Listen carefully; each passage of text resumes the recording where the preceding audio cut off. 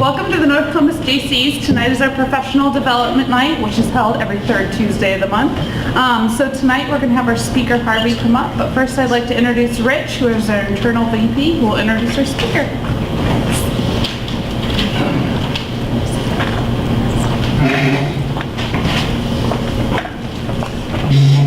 Thank you, Ashley.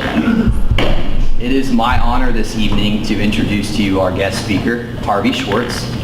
Harvey grew up in Toledo, Ohio area. He got his BA at the University of Toledo in communications and also got his MBA at the University of Toledo.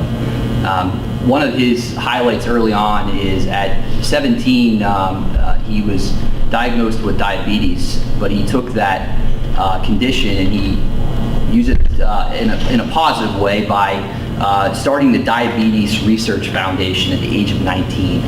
In fact, it was only the 16th chapter in the world at the time, and the organization has grown and flourished since then, so what an amazing accomplishment that is. Also, Harvey has spent half of his career in for-profit and the other half in non-for-profit, so he has a very wide range of knowledge as far as coming from both sides of the platform. In the non-for-profit world, one of his highlights is he served as the COO of the American Cancer Society. He's also served as the executive director for several nonprofits, including Ohio University's medical school. Harvey has also in the for-profit world served as vice president of sales and marketing for an 8-state food services distributor called Restaurant Food Supply. So it is my honor to introduce you tonight to Harvey Schwartz.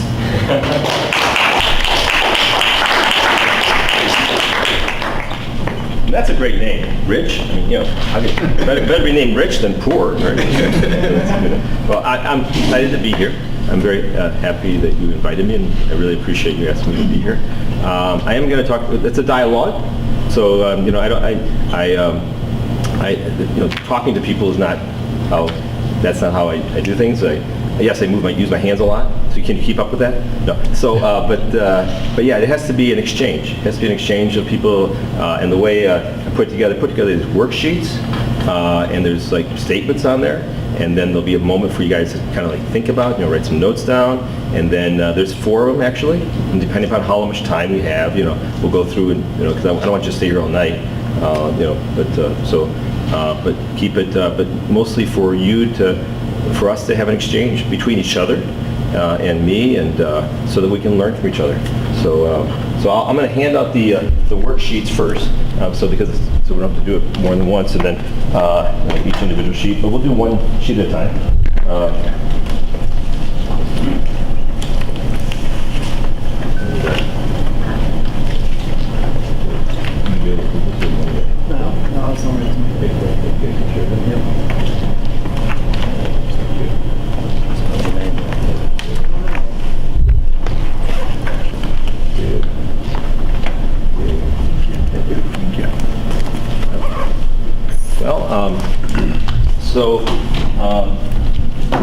And again, what I'm doing with my career is I'm actually self-employed, independent contractor, and I have my website on here, my email address and things like that on there too. But bringing back what Rich said about for-profit and not-for-profit, and so it's good to be able to. I've been in both those places. I was working in a deli when I was 12 years old in the bakery, kind of thing. Recently I was working at North of the Market in a butcher shop, just because there's a whole long story about that. It was like the day after it was the anniversary of my dad's passing, and I learned about the job. I went, this is a message from my dad. And so but I'm not working there right now. I'm spending more time on doing this. So I've done a variety of things, and life should be full of variety. If you don't try it, you don't know if you know it or don't know it, right? I'm also going to be studying for my insurance exam pretty soon too. So that's what I think life is all about. Life's trying to do different things and helping people. So today is about fundraising. And if you want to open up that first sheet, what we're going to do is talk about one item at a time. And with each statement, you're going to take some notes down about what you think it means. And then we'll talk about it as a group, and we'll take it from there. And like I said, I got 4 points on here. There's also time at the end if there's other things you want to talk about that we haven't talked about. And again, I want to make sure that we're watching the time so that I don't go too much of your time. So I can stop at any time because I can always go on forever too. Okay, so remember that. So the first point is when you're thinking about fundraising, number one is what's your thoughts about the statement, it is not about your cause? So you write some notes down if you want, or get right into a conversation with each other, because it's okay either way. You don't have to write the notes down. You can just kind of say things out loud, and we can take it from there.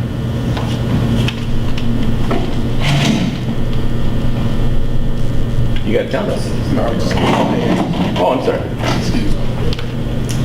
People don't know if my cause is other people's passions, but my cause is my passion. It's what drives me to. What I got from that, Okay.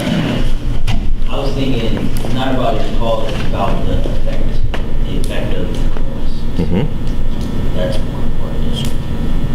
Yeah, they're both important. It's true. Very true. Any other thoughts? I guess my thought is, then what is it about? Mm-hmm. You know, Get closer to it. yeah, because if it's not about your cause, the cause, to me, your cause is what I'm representing. Mm-hmm. So then what is, yeah, so that would be my thought. That's a good point. Good point. Other points? Does anybody want to bring up right now? Okay. For me, it's just bringing people together to try to celebrate the cause. So it's not just what it's about bringing people together and rallying them together to try to help support it. So let me add this part too, because everyone here is correct. What I always try to do is think about, okay, there's your cause that you care about, but because it's a fundraising discussion, you have to have a story to tell. And what you have to be able to do is say, so the line I've used is it's not about the cause, it's about the because. Because when you can say to people, you know, you can say, okay, this is my name, my organization, and they may not hear you totally, but if you can give them something tangible or intangible that is about, well, if it wasn't for my cause, we would have never been able to do this good thing, right? So you can think about, you know, talk about something good you've done. And the second thing is sometimes also works, is that you talk about if my organization did not exist, what bad things could happen, right? Because you never know how a person looks at something. So I always think about that, say, you know, there's a, you know, you got the cause, and then if it's, you can think of the G, which is the good, and you think of the cause, then you think of the B. Because you never know how people are going to react. Because again, we're talking about fundraising, trying to raise money, and you got to figure out where their brain is. And it's more than just maybe an example. It's like a real life touching example. It's something that you're not talking in large terms. You're talking about maybe you know, we never use a person's first name and last name, but you can use a person's first name, right? You can use a part of a city, a situation, because you're telling a story. Because what people remember are the stories. So you have to humanize it, even if it's about, you know, cat welfare, right? You still have to humanize it so that people can relate to what you're talking about. There are so many causes in the world, and as we know, people are first thinking about what do they care about. So in fundraising, when you're approaching someone and asking for money or to volunteer or to have them introduce you to someone else, you have to demonstrate to them why that would be important. There's other things we can talk about that in terms of, you know, who you approach and all those kinds of things, but it's you got to have that story. You're caught. So you know, and again, I'm the mission matchmaker, so I totally believe in missions, and we may get to some of that today or not, but you know, just having the mission statement may not be something that people even understand, because oftentimes mission statements are written by a committee, right? And so there are a lot of words and strung along with commas, you know, wah, wah, wah, wah, wah, like that. So it's got to be back to the heart. It's got to be back to the heart. why should someone devote their time? Why should someone do something for this cause? Why should they write a check? It's because you've had a connection with them. We'll talk more about that too, about what that means too. Any other comments after I said that? Because you can argue with me, you can agree with me, you can give an example of something, you can even test something. You want to say, yeah, okay, I got this cause, but what the good thing that they've, it's almost like a practice session. You could use this as, what is it did that was good? Or you can use one, what is it, if we didn't exist, what bad things could happen?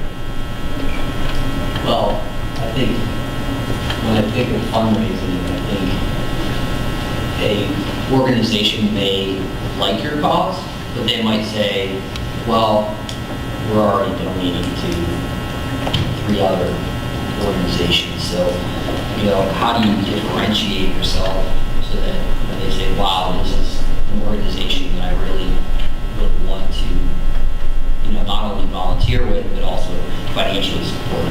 Because all of us in this room, as passionate as we are about community service and volunteering, we all get calls every day to say, hey, will you donate to this thing, will you donate to that? I mean, it's non-stop. So you have to pick and choose.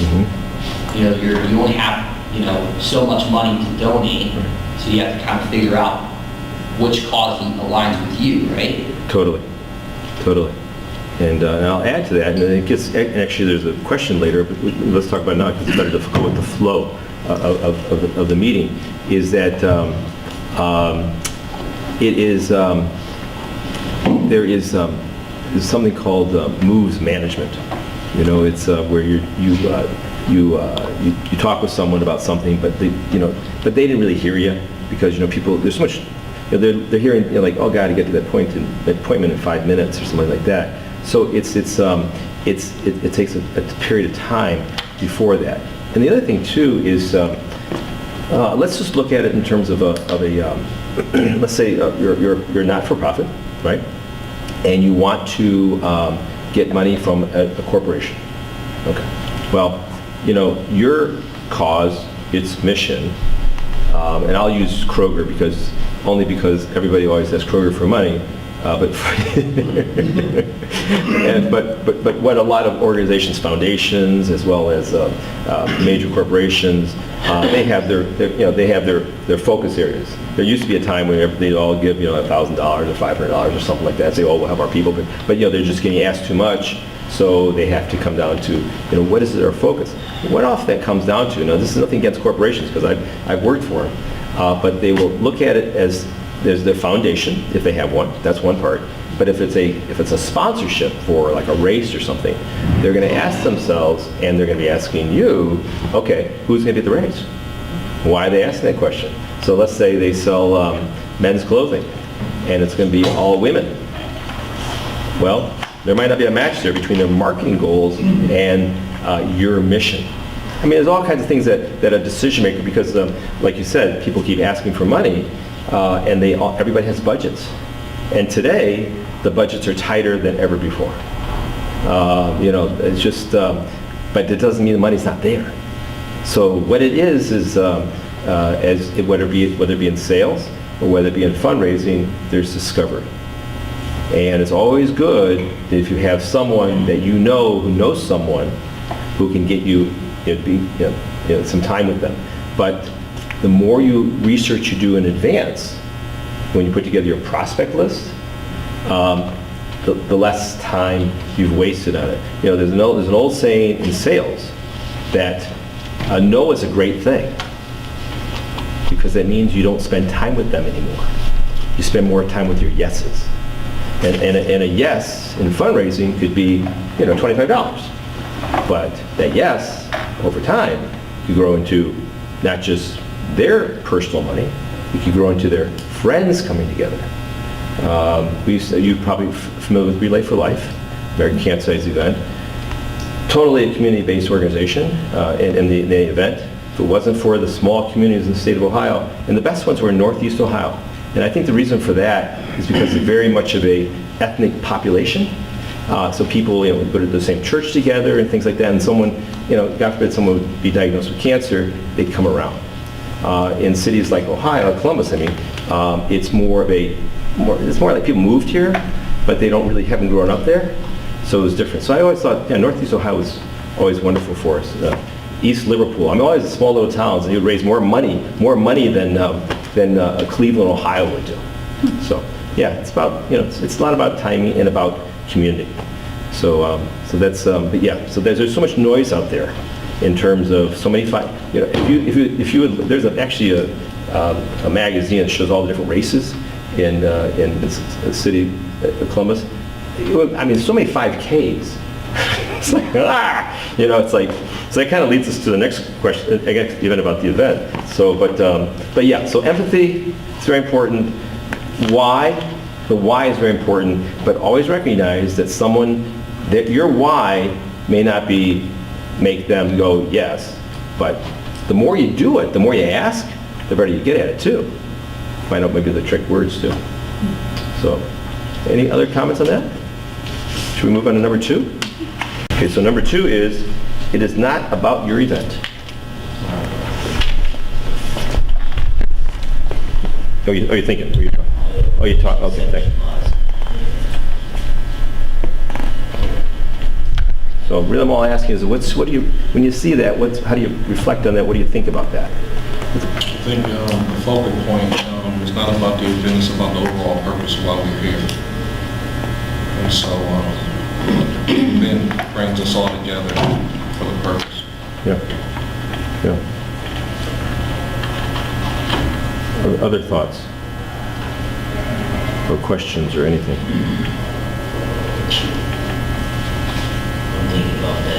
Okay.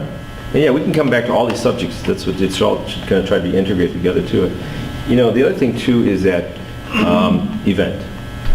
So, you think of something that's either a gala, or you think about a walk or something like that. But also think of event as an activity. And the reason I say it that way is that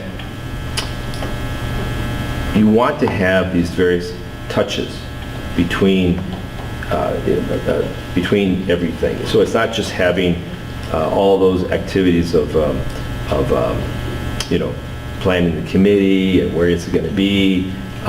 You're dealing with people, not dates on a calendar, and not a run. You're dealing with people. So the more you stay in touch with people, you can't overdo it. You got to be careful on emails. You got to be careful on things like that. But the more that they know about you, the more they learn about you, the greater the chances that something might, spark something in them. And that's why social media is so important, because people go to it and then they can follow, right? Or they can ignore. It's not like it used to be where it was the Columbus Dispatch. I'm not sure if everybody works at the Columbus Dispatch, so I'm not trying to disparage Columbus Dispatch, but it's not where people are getting their news as much anymore, or even radio, listen to music, right? Things like that. So there's you gotta go with the trends. With my organization, I'm a sole proprietor, just work for myself. Instagram, I figure will be good. YouTube would be good, and so will be Instagram. What else is it? Twitter. Thank you. So it's not about the event, it's about the promotion, in other words, is how you're saying it. I'll say it's about the touch. Okay. It's like saying to someone, this is what we did. Or, I want to just let you know about this, like for instance, like let's say you have someone you want to, in your house of worship, you have someone who's got a sad story. And you need people to provide the family food or something, whatever it might be, right? Well, that's a story. You don't want to make that person into an object. I don't mean that. But if you can reach out to people every so often and say, I want you to know this is what we did for this person, or this is really a desperate thing. There's all kinds of reasons to do it, but you got to know the timing. If you ask, like Rich was saying before, if you ask too much, they don't want to take your call anymore. They don't want to see you anymore, and they'll block you. So you don't want that. So yeah, think of it not just as a race, not just as a gala or a dinner. Think of it as activity.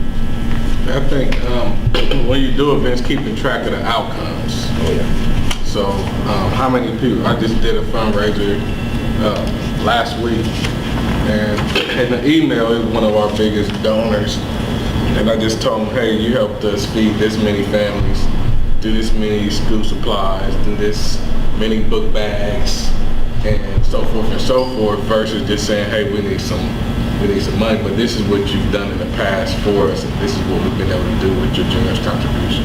Right. And I think that's incredibly important, is recognizing your donors and making them feel important. You know, when I see people that just cut a check for a cause and that's it, then there's really not much there. They are donating, and you always have people like that will just cut a check. Right. But the ones that volunteer and get involved and donate, that's where the connection Yep. occurs, where you see a long-standing relationship. Right. You know, they come out, they are seeing it on the ground floor. They're seeing the actual impact. Totally. Yeah. Totally. Yeah, I mean, you know, it's like I'm not sure if maybe this might be the right example of it, but you know, if this is a building, it's a facility, but it's also, you know, it's private too. But you know, when people get to see, you know, without breaking people's privacy, right? And to see something in action, you know, like for instance. It wouldn't be happy to this place, but any place like that. Let's say it was a school. Let's say it was some kind of a small school. It was trying to reach kids that maybe wouldn't have the opportunity to get certain types of education. There's no reason why you couldn't have a tour of certain people, small tour. Not something could be maybe during the classroom, but also could be this is our building, you know. But we can't. We look how small the space is. And we want to do this thing, we need some computers, but we can't afford them. You know, that kind of thing, people are kind of seeing it. You know, visualization is very important in terms of that kind of thing, and that kind of example. But the story, whether it's on, if it's in print or if it's just, but someone's voice. It's people like to connect with human, and also the thing is about discovery. When you're screening who you're going to ask money for, or who you're going to ask them to volunteer for, it's so important to be able to listen to what they're saying. Right? I'm going to get more into that in a second, but what is it they care about?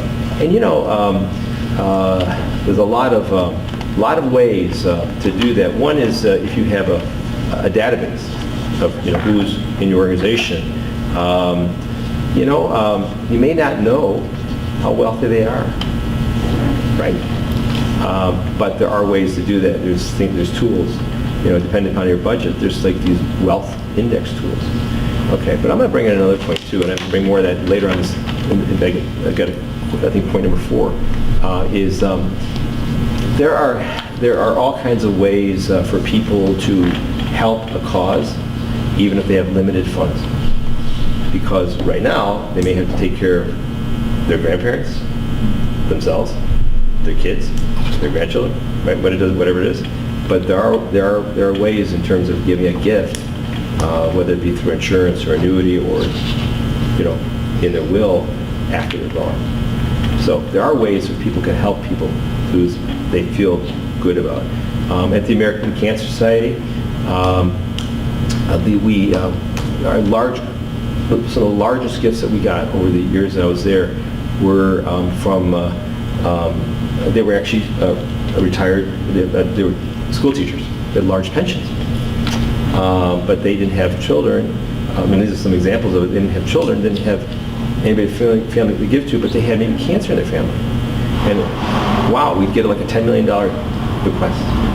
It was like, wasn't even expected. A lot of times people tell us, but a lot of times we never got it. So there's all kinds of ways that people can give time or other kinds of talents or to help raise money. So all kinds of ways that people care. And sometimes people just reach out to you because they've heard about your organization too. And that's back to that social media, back to about having people who just go out and talk to groups. I mean, there's all kinds of ways to do that. And any other comments about events and special and things like that? If not, we'll move on to the next one. How's that? You want to say something? Yeah. Oh, okay. Thank you. All right, so the number 4 on here. Oh, I'm sorry.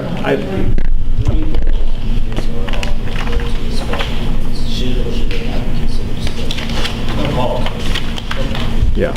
So events don't have to be tangible. They can be intangible too. They can be something that you're just like calling someone. You know, and again, I'm gonna use that word moves management one more time because you know, again, if someone gives you $5, later on they maybe give you $25, and maybe later on they give you some more, or maybe whatever. You know, you don't count a gift by the value of how much money someone has in their wallet, right? What you do is you think about giving more, and so how that happens is by the number of touches. You know, and it's not faking that you care about them. You know, you're not doing it for that reason, because that'd be kind of like, you know, that would feel good at night. But it's basically, you know, find out more about them. And that's why I'm bringing back to the constituent database. And remember, it can be something as much as a tab of paper with names on it, or it can be an Excel worksheet, or it can be some of those, you know, fancier ones too, which, you know, has the address, and you can do emails from it, and you can do all those kinds of things too. It doesn't really matter, as long as you have, maybe a tablet, where you have a little person likes softball. You know what I mean? It's just something about them, because in whether you're working with a small organization or if you're working with a large organization, there's all different ways to do this. But there's the more that name on that list is not just a name with an address. It's a name with a personality. It's a name with something they care about. They care about pigeons. I don't know. Something like that. So, you know, some people want recognition, some people don't care. You know, the biggest gifts are oftentimes anonymous, right? So it's not, and again, I want to say some of it too, it's not just about the metrics, you know, about how much money. It's like you were saying before, is there more people coming? Are we reaching more people? Are more people reaching out to us? You know, what's going, and then the last page I have in here when I'm done is asking for your feedback for tonight. I want feedback. You gotta keep that. You gotta keep that going. So should we go to number 4? Mm-hmm. So this one says, why do so many asks for support or other needs of a charity often get turned down? And the conversation's taken us there. So yes. I would say because possibility they don't have either enough information to give their client, or they're not really they really don't know what they're going for. So they're kind of like maybe they're a new fundraiser. True. So True. I've seen that a lot. I mean, like they're just up and coming, and they don't really have all the right answers to, you know, get the right yes. well, you know, you were going to say something. I think that you were thinking of something. Oh no, I was just thinking about, you know, it's in terms of what he was saying, just, are you credible? Mm-hmm. You know, I mean, with so many things going on in the world, especially I know for churches, when you have so many different views about pastors, some people like, I'm not giving at church, or I'm not giving because I don't know what you're doing, and you know, so many people mishandle money in their life. You know, are you credible? Right. True. Well, you know, I will tell you this. Go on. I think a lot of it kind of goes along with what you were saying, but it's how it's presented. Yeah. Like, if you come across as this is the next person you're trying to contact on your list of people to contact, then they're going to be like standoffish and probably not like give you the time of day. Right. But like if you actually go and, you know, try to meet the people like in person and have like an actual conversation with them about, you know, what your organization does.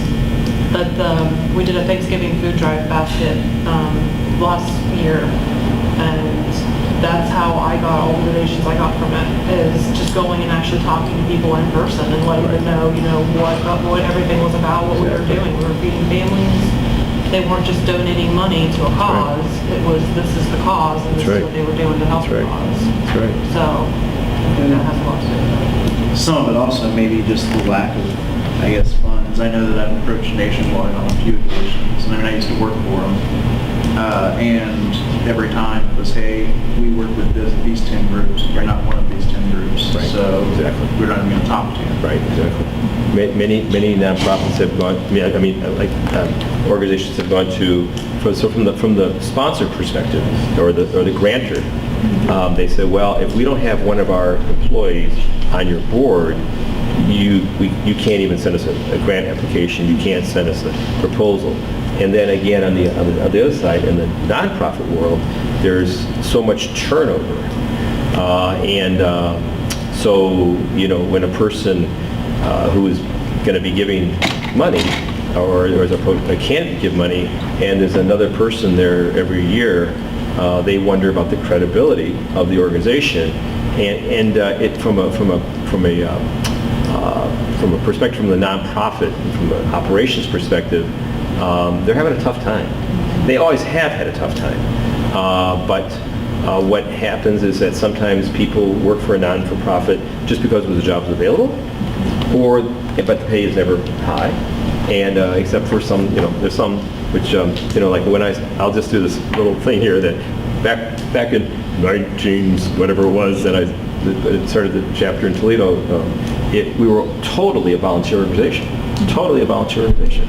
I mean, the founder, she lived in Pennsylvania, and I loved that because we all had somehow touched by diabetes. Today, nothing against the organization. I mean, I still support the JDRF because it's part of my heart, right? But CEO could be making $1 million. Now, I have nothing against his $1 million, right? But that's for the people at the bottom not being paid as much. So that's why there's that. That's why you have that turnover and things like that. So, and maybe not trained enough either, because there's such turnover. That's that's not trying to be a negative. That's just a reality. So if someone's asking you for money, you also have to put yourself in their shoes, and they're trying to learn a skill, right? They're trying to do a good thing, but they may not have all the training or the skills to do it in a way that's more humanistic. So you can't just go on. We could spend all day on this, but I think that there are so many reasons why people know. Half the battle is getting introduced to the right person.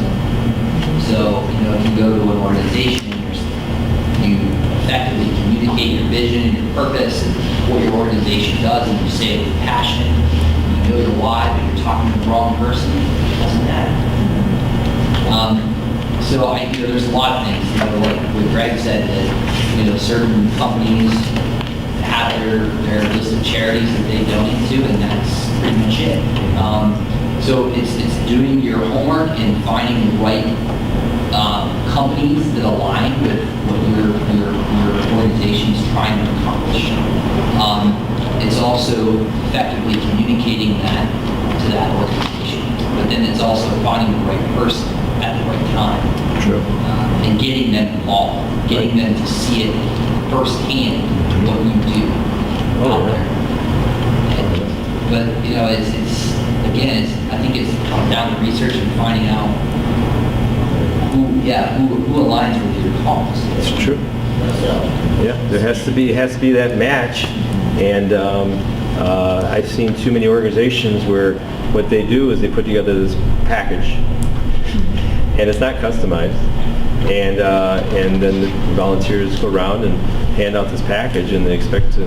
Why do I no one donated anything for the gala? Why for the auction? Well, it takes time. You have to invest in the person you're going to ask. And I think even along with that time, as far as some people have different fiscal years, so if you reach them when they're quote unquote tapped out, then you can't help. You also want to allow the organizations enough time to respond. So if you have, let's say, an auction, you need your items within a certain period of time, you want to make sure it allows them enough time to get for the items. Right. And no one likes to be rushed. No. Yeah. You're going to Congested. I think I'm perfectly cool with what everybody's saying. I think it's sometimes it's, do they know you? Do they know about you? And then if you're new to them, what have you done? Because sometimes if you haven't done anything that aligns with what they believe their cause, their fundamental ways of donating money, because I've been turned down. I've had a good proposal, had a good plan, we don't know you. Or another time I got turned down, it was a funder. I needed some money to do something that I still have passion for. And the person told me, what is it, good proposal, good plan, I like it, good vision, but what's in this for me? And sometimes you find it's hard to recognize those people when you go into it sometimes, is to know that they're that type of organization or person. Is that what's in it for me? What am I going to get out of it?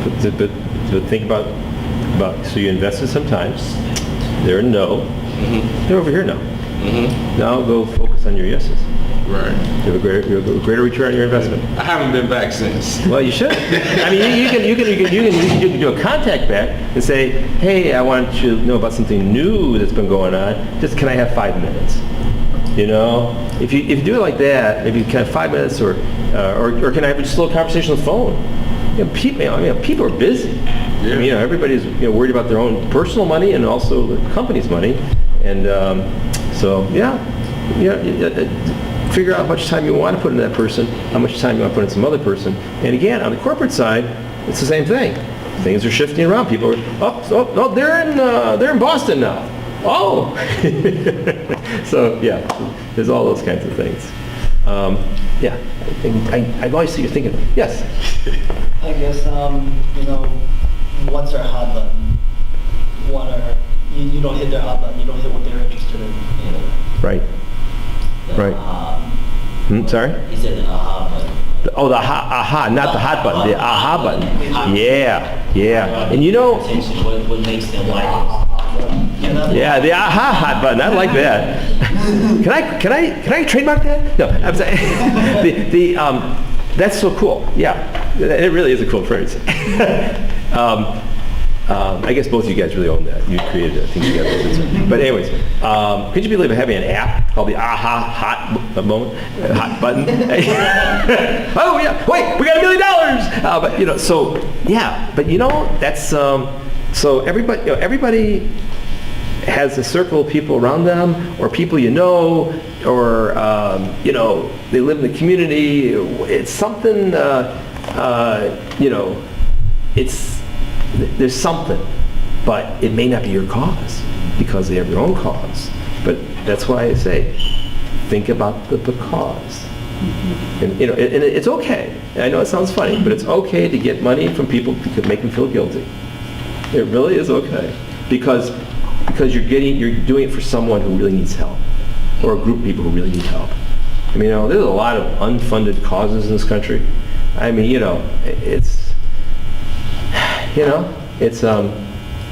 have to do our part.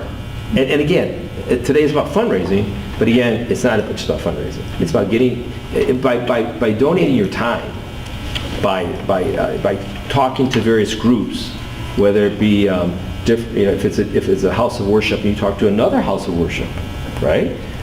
Or you go to a Rotary meeting, or as a guest. I mean, all those kinds of organizations, the Kiwanis and Rotaries, they're looking for speakers. But the way to get in is basically to know someone over there in that organization and say, can I have a couple minutes to say, could we talk about this? And because they're always looking for speakers. And sometimes you don't have to speak. You can say, someone who's a member, and can I be a guest? And then there's usually a moment in those meetings where I brought my guest, Jane, and Jane stands up and goes, I'm here, I'm so happy to be here, and then she talks about something that she's working on. Again, might get a couple people there. It's spreading out the word, it really is. So, okay, now, I don't know how long we've been talking, but let me do this part. What subjects, because you can go on with fundraising subjects forever, right?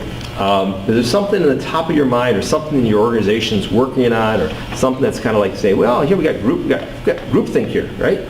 So, yeah, Rich. The more I think about it, I feel like we need to narrow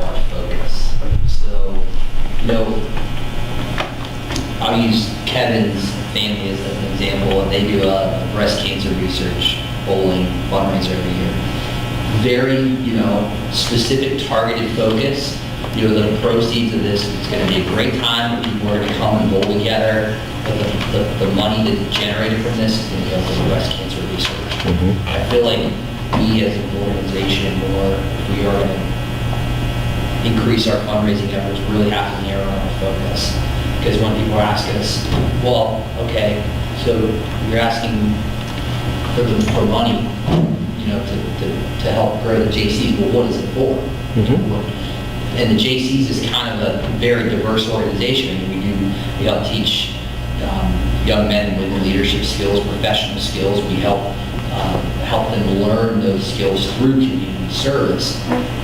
So how do we narrow that so we can communicate that in the marketplace? I think that people get confused. Let me answer it in two different ways. One is thinking more like a business as opposed to as a cause. And the reason I answered the question that way was because of what is growing. A lot of people are not starting 501c3s, the IRS code for nonprofits. They're starting social enterprises. Okay. So, for instance, that example right there. But let's not about breast cancer, but in terms of, we probably could brainstorm some things in terms of breast cancer in terms of that too. But I will say that, let's say it was trying to get people employment. Let's say, like you were talking about leadership skills and things like that. Why not have, so the Jaycees are a 501c3, but you can also, a 501c3 can have a social enterprise, a for-profit can have a social enterprise. You can have a different arm of the organization. So you could have an alignment with a corporation that's looking for people of a certain skill. And you say, so you get a partnership sort of there. So we do this, and then we have these certain people with these certain skills sets, and if you work with us, you'll be the first corporation that gets these people. And maybe they even help you because, let's say they're looking for some kind of a trade skill, or they're looking for a marketing skill, or if they're looking for whatever skills they're looking for, and then you recruit people who have that expertise, and then you have that's gonna help them. There is, I'll give you an example of I'm a member of this thing called, what's it called? Social Enterprise Accelerator. And we're going to be giving out the winners. We're going to be chosen about a week or two from now. And one of the people, who I don't know if she made the final or not, but she was working on a transportation system where, like for instance in Honda, it's out there in Marysville, but to get people out there in Marysville and they live in Columbus, well, that's not easy, especially if people don't have a lot of money to get in a car and drive to Honda, right? So she was working on a program, and she's worked with the city of Columbus as well, in terms of transportation services where Honda puts in money, she gets the employees, or people with trained skills, and they get to work on time. So for instance, think about this in terms of childcare. How can a working parent, they have to take care of the kids, but they can't afford childcare, right? So how do you get to the job, and it was a single person household too, and then how do they get to a job and then also take care of the children? They can't afford the childcare. Well, okay, yeah, family might be able to be there, but they may not have family. So she's looking for a way, and I hope she is one of the finalists, that will be a system where there's a transportation system, right? So there's all kinds of ways to find the hot button. So right in that example, because it's a social enterprise, Honda wins, and the people in the community win. So there's all kinds of ways to look at it. You gotta just like bang your head against the wall and say, how do I get this different? Not like with breast cancer. I was with an organization that raised money for multiple myeloma. The money went directly to the James, and also to Fred Hutchinson, which is out in Seattle. But that's where the money went. So staying local is a big thing. That organization is a family foundation. They closed down, but there's a fund over there called the Moore Fund, and it went right to the multiple myeloma research team. the money came out of galas and things like that. So targeted to either Stephanie Spielman or something like that can actually, I'm a James Cancer, so I should tell you that, disclose, I'm a James Cancer ambassador. So there are avenues to get money to the researchers to save lives. And I'll tell you that, I'll just let you know this, because the question was brought up. What researchers need today, and any, not just in healthcare, but anything, seed money. They need seed money. So you don't have to give them a $5 million check. If you can give them, some X dollars, and it can build over time, then that allows them to keep researchers in town before they go to Harvard or something like that, and also to give them that opportunity to apply for a larger grant somewhere else. Seed money is what it's all about, because the federal government is reducing a lot of that money. So little dollars add up to big dollars because it gives the researchers the opportunity to work in the lab. So think about that. I probably used enough of your time tonight. You probably want to get home. But let me tell you this before I close. The last sheet in your folder is I'm really proud of myself because I was able to put a logo on a Word document. So please write me if you have the time. Tell me what you thought about tonight. I like to hear what you liked and what you didn't like. Or if you didn't like it, if you didn't like anything, you tell me that too, or how I could have improved. I'm using the same name on my social media, Mission Harvey. No one had it. That was good.